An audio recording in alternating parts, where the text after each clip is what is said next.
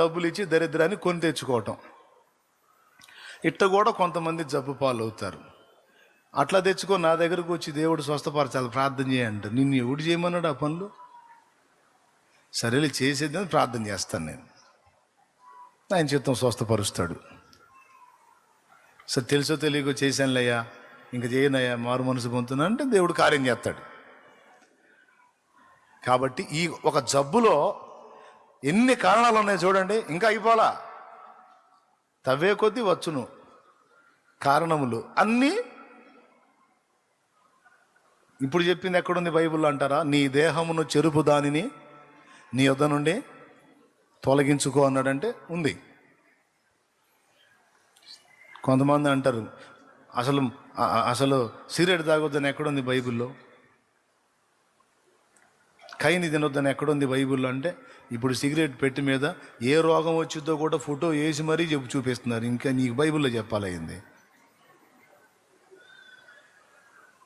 ఇప్పుడు దాని మీదే రాసి నీకు గవర్నమెంట్ ప్రచారం చేస్తుంటే ఇంక బైబిల్లో ఎక్కడుంది? పెట్టె మీద లేదా? పొట్ల మీద లేదా? ఉంది. మందు సీసా మీద కూడా ఉంది. మద్యపానం ఆరోగ్యానికి హానికరం. కాబట్టి ప్రియమైన దేవుని బిడ్డలారా, ఒక మనుషుడు ఎదుర్కొంటున్నటువంటి జబ్బులు, బాధలు, వేదనలు, సమస్యలు అనేవి ఒక్క కారణాన్ని బట్టే రావు, అనేక కారణాలను బట్టి వస్తాయి. వాటిల్లో కొన్ని దేవుని మహిమ కొరకు వస్తాయి అన్నది ఇప్పుడు వచనం. దేవుని మహిమ కొరకు వస్తాయి.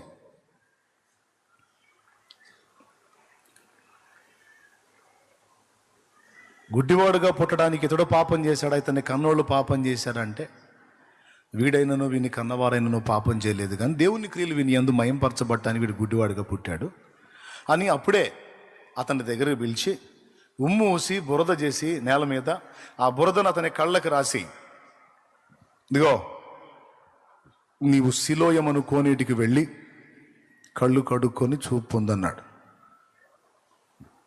అతడు వెళ్ళి కళ్ళు కడుక్కొని దృష్టి గలవాడై బయటకు వస్తాడు. అంటే స్వస్థత వచ్చేసిద్ది. పుట్టింది మొదలుకొని కళ్ళు లేని ఆ వ్యక్తికి ఇక కంటి చూపు కనబట్టం మొదలుపెట్టిద్ది. యేసు ప్రభుని అతడు చూడలా. ఆయన ఉమ్మూసాడు, బురద చేశాడు, ఆ బురద ఇతని కళ్ళకి రాశాడు. ఇతనికి ఒక ఆజ్ఞ జారీ చేశాడు, నువ్వు వెళ్ళి ఫలానా దగ్గర కళ్ళు కడుక్కో అని. అతడు వెళ్ళి కళ్ళు కడుక్కున్నాడు. జీవితంలో చూడాల నీళ్ళు కలర్ ఎట్లా ఉంటుందో, ఆకాశం ఎలా ఉంటుందో తెలియదు, చెట్లు ఎలా ఉంటాయో తెలియదు, మనుషులు ఎలా ఉంటారో తెలియదు, గోడలు ఎలా ఉంటాయో తెలియదు, అన్నీ వెంటనే కానీ చూడలా. ఇప్పుడు చూస్తున్నాడు, కళ్ళు కడుక్కున్నాడు, అంతకుముందు చూడండి అని చూస్తున్నాడు. ఇప్పుడు చాలా ఆనందం వేసింది. అయితే సడన్గా ఒకటి గుర్తొచ్చింది. ఈరోజు ఇప్పటిదాకా నేను పుట్టిన మొదలుకొని ఈ వయసు వచ్చిన దాకా ఇంతవరకు చూడలేదు, ఇంత చక్కగా చూస్తున్నానంటే నా కళ్ళు ఇచ్చిన ఆయన సామాన్యుడు కాదు, అర్జెంటుగా పోయి ఆయన కలుసుకోవాలని లేచి ఇక నడక మొదలుపెట్టాడు. ఆ కళ్ళు ఇచ్చిన ఆయన దగ్గర పోవాలని బయలుదేరాడు. బయలుదేరితే దారిలో కొంతమంది మనుషులు ఇతనికి తారసపడ్డారు. ఒకడు గుర్తుపట్టాడు, ఇదిగో నువ్వు కళ్ళు లేనోడివి కదూ అన్నాడు. అవునయ్యా, నేను కళ్ళు లేనోడిని, ఇప్పుడు నా కళ్ళు కనపడుతున్నాయి. ఎట్లా కనపడుతున్నాయి? ఆశ్చర్యంగా ఉంది. ఆయన ఎవరో యేసు ప్రభు అంట. నన్ను చూసి జాలిపడి దగ్గరకు పిలిచి నేల మీద ఉమ్మేశాడు. ఆ ఉమ్మిని బురదలా చేసి నా కళ్ళకి రాశాడు. సిలోయమను కోనేట్లో కడుక్కో చూపు వచ్చింది అన్నాడు. నేను పోయి కడుక్కున్నాను, నిజంగానే నాకు ఇప్పుడు కనపడుతుంది, మొత్తం క్లియర్గా కనపడుతుంది. ఆయన్నే చూద్దామని వెళ్తున్నాను నేను అన్నాడు. ఆగా ఏంది ఆయన ఉమ్మూసి బురద చేసి ఆ బురద నీ కళ్ళకు రాస్తే నీ కళ్ళు కనపడుతున్నాయా?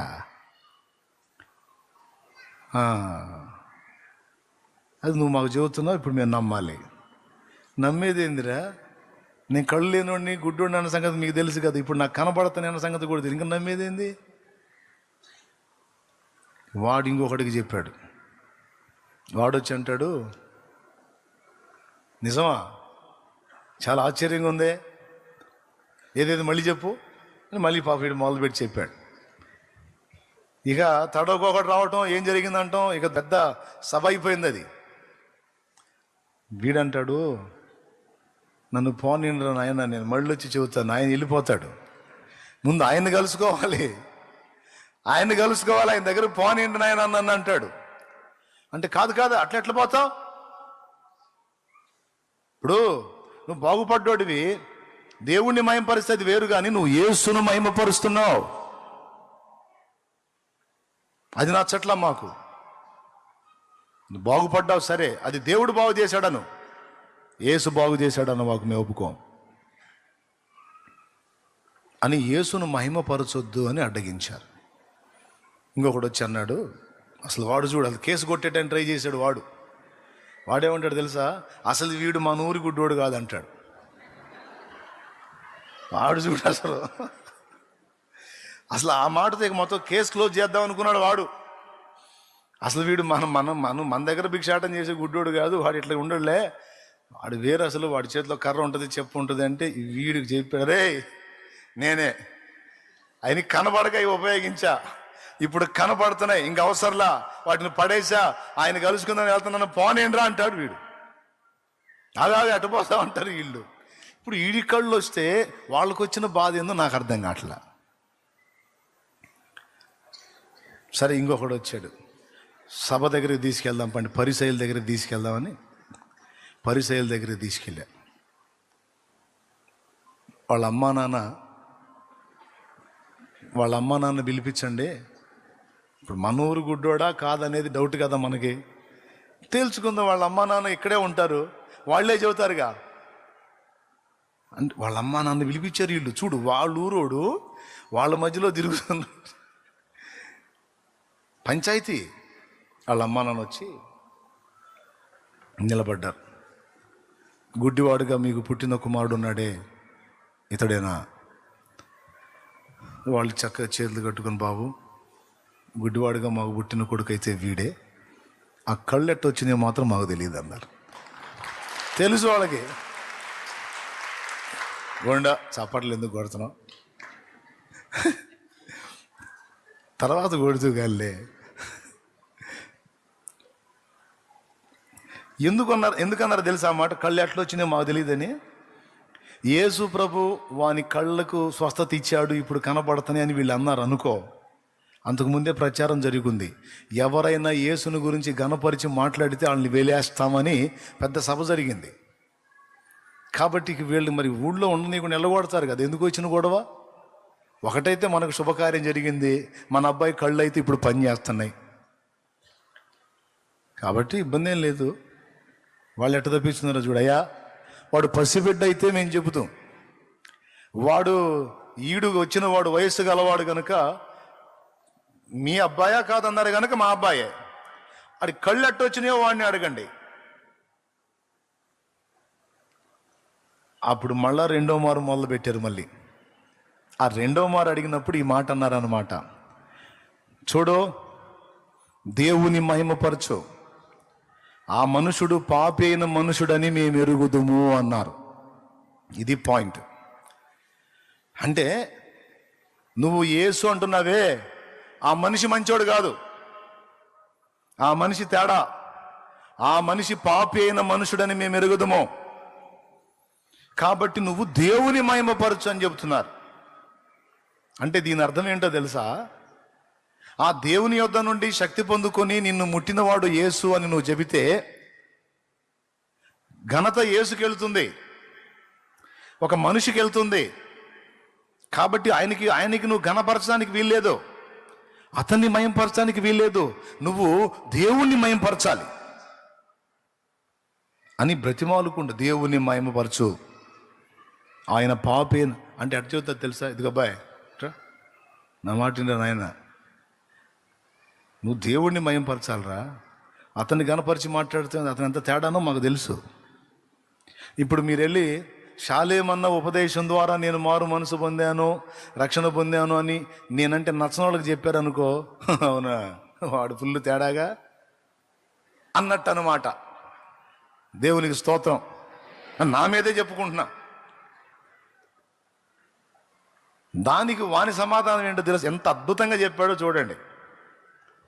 ఆయన పాపియో కాడో నాకు తెలియదు, నేనైతే ఒకప్పుడు గుడ్డివాడిని, ఇప్పుడు నేను చూడగలుగుతున్నాను. ఇందులో ఆయన మంచోడా, ఆయన చెడ్డోడా, ఆయన పరిశుద్ధుడా, ఆయన పాప, ఆయన తుమ్మాడా, దగ్గాడా, ఏడిశాడా, నవ్వాడా, ఈ సోదంతా నాకెందుకురా?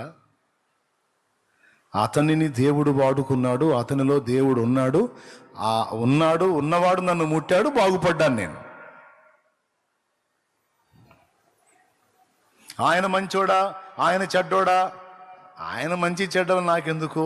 ఆయనలో నుండి వాక్యము నన్ను సంధించింది, ఇదిగో నేను మారు మనసు పొందాను, నా బతుకు మార్చుకున్నా, నేను బాగుపడ్డా. ఇప్పుడు ఆయన మంచోడా, ఆయన చెడ్డోడా? కొంతమంది అండి ఈ పరిసయ్యులు ఉంటారు క్రైస్తవ సంఘంలో కూడా పరిసయ్యులు ఉంటారు. ఎవరినైనా పొగిడితే తట్టుకోలేరు, ఎవరినైనా ఒక విశ్వాసం మెచ్చుకుంటే తట్టుకోలేరు.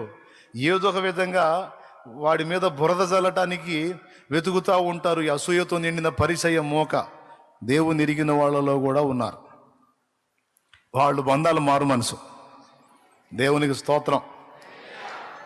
నువ్వు ఫలానా దైవజనుడి దగ్గర నేను ఉపదేశం విన్నాను, మారు మనసు పొందాను, అక్కడ దేవుడు నన్ను దర్శించాడు అన్నావు అనుకో, వెంటనే ఆయన అబ్బు అక్కడ ఒక వెకిలి నవ్వు, ఒక వెటకారపు నవ్వు ఉన్నది, అబ్బు ఆయన తేడాగా అంటాడు. ఆయన తేడాగా అంటే ఈ వచ్చినోడు కాస్త అమాయక చక్రవర్తి అనుకో, ఏం తేడా అంటాడు ఎరుమొహం వేసుకొని. ఏం తేడా అయింది? అవి చెప్పే కాదులే, చాలా ఉండేలే అంటాడు. ఏంటి తేడా, ఏమున్నాయి అంటే, ఎందుకు మళ్ళీ అవన్నీ చెప్పి మళ్ళీ మీకు నేను చెడ్డోడిని కావటం? పర్లేదులే చెప్పు, నాకేం తెలుసు, నేనే మంచోడే అని అనుకుంటున్నాను నేను అంటే అప్పుడు వాడు మొదలు పెడతాడన్నమాట విషమెక్కీయటం. అక్కడ ఇవ్వాల్సిన ఆన్సర్ అది కాదు. ఆయన మంచోడో చెడ్డోడో నాకు తెలియదు.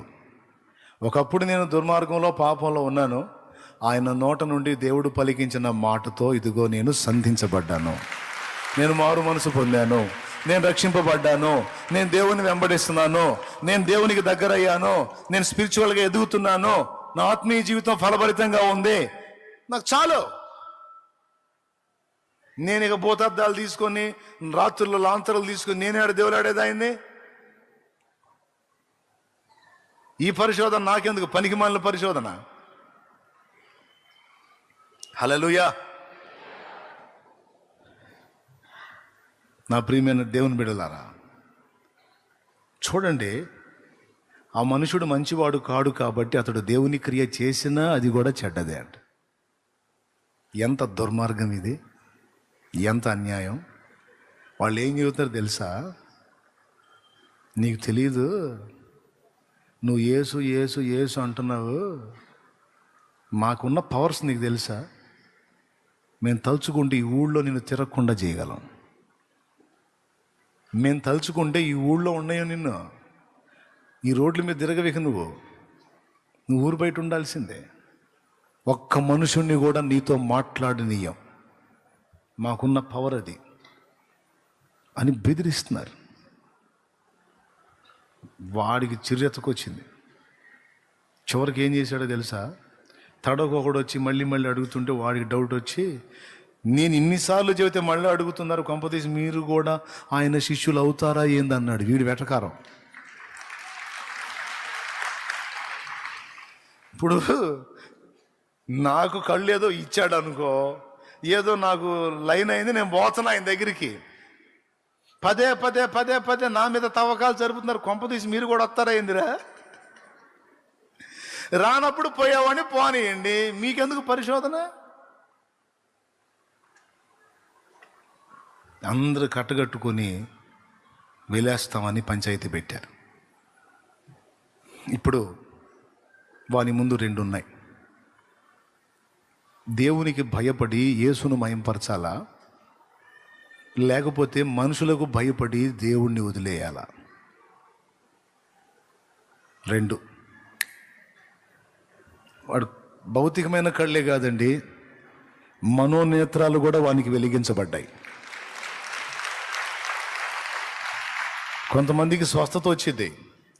నేను చెబుతున్నా, ఈ భౌతికమైన స్వస్థత నీకు రోగం తగ్గిందా, లేదా కిడ్నీలు బాగయ్యాయా, గుండె బాగైందా, లివర్ బాగైందా, ఊపిరితిత్తులు బాగయ్యాయా, క్యాన్సర్ తగ్గిందా, HIV తగ్గిందా, బోల్డ్ అని రిపోర్ట్స్ ఉన్నాయి మన దగ్గర, సాక్ష్యాలు, బాగుపడ్డోళ్ళై. వాటిని బట్టి నా సంతోషం ఉండదు. ఈ బాగుపడ్డవాడు మనోనేత్రములు వెలిగించబడ్డాయా లేదా అన్నది నాకు ముఖ్యం. ఎందుకంటే ఇలా బాగుపడ్డోళ్ళు కొంతమంది దేవుని కార్యాలను అనుభవించి మనుషులకు జడిసి, కులానికి జడిసి, మతానికి జడిసి మళ్ళా లోకంలో కలిసిపోయిన వాళ్ళని కూడా కొంతమందిని చూశాను నేను. కాబట్టి ఈ స్వస్థతతో పాటు మనోనేత్రములు కూడా స్వస్థత పొందితే ఇక వాడు చచ్చిపోనన్నా చచ్చిపోతాడు, కానీ యేసును వదిలిపెట్టి మాత్రం పోడు. హల్లెలూయా, చెప్పు గట్టిగా.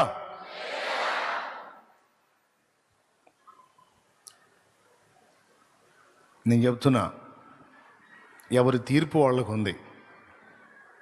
ఎవడు మంచో ఎవడు చెడ్డో ఎవరి లెక్కలు వాళ్ళకు ఉన్నాయి. బాహాటంగా దేవునికి అవమానకరంగా బతికితే వాళ్ళకి ఇచ్చే రిజల్ట్ వాళ్ళకి ఇస్తాడు దేవుడు. బయట పెద్ద మనుషులాగుండి రహస్య పాపంలో జీవిస్తే వాడికి ఇచ్చేది వాడికి ఇస్తాడు దేవుడు. ఎవరికి ఇవ్వాల్సిన జడ్జిమెంట్ వాళ్ళకి ఇస్తాడు. కానీ కొంతమంది బయలుదేరి బాహాటంగా నలుగురిలో అవమానపరచాలని కంకణం కట్టుకొని దేవుని పిల్లలమని చెప్పుకుంటూనే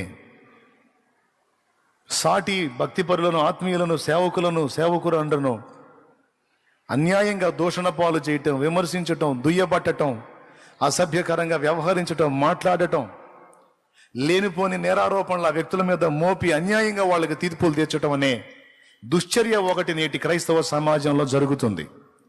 ఆ పాపంలో దేవుని సంగమా నువ్వు పాలు పొందకుండా జాగ్రత్త పడు. హల్లెలూయా, హల్లెలూయా. భయపడాలి, దేవునికి భయపడాలి. ఒక వ్యక్తి మీద నువ్వు తీర్పు తీర్చడానికి మొదలుపెట్టావు అంటే నీ పైన దేవుడు ఉన్నాడన్న భయం నీకు ఉండాలి. తప్పుంటే చెప్పు. 10 మందిలో ఆరడిపరచడానికి నువ్వెవరు? 10 మందిలో అవమానపరచడానికి నువ్వెవరు? నీ పనే. నువ్వు కూడా అలాంటి కార్యాలు చేస్తున్నావు కదా. వాళ్ళు బయట కనపడ్డా నువ్వు రహస్యంగా ఉన్నావు. కాబట్టి ప్రతి మనుషుడు కూడా ఎదుటి వాళ్ళని దుయ్యబట్టేటప్పుడు, విమర్శించేటప్పుడు, ఆక్షేపించేటప్పుడు గుండెల్లో దేవుని భయం ఉండాలి. నోరు ఉంది కదా అని ఎట్లా పడితే అట్లా సాటి వ్యక్తుల మీద, భక్తుల మీద భయంకరంగా మాట్లాడేటువంటి వ్యక్తుల్ని కొంతమందిని చూశాను నేను. ఈరోజు ఉదయకాలం అదే చెప్పాను, భయపడు, దేవుని భయం నీలో పోకుండా జాగ్రత్త పడు. అప్పుడు ఇక దేనికి భయపడనక్కరలేదు. దేవునికి భయపడటం మానేసావనుకో, అన్నిటికీ అందరికీ భయపడుతూ బతకాల్సి వచ్చింది నాయన అనే ఫైనల్ ఫినిషింగ్ టచ్తో ముగించా. స్తోత్రం.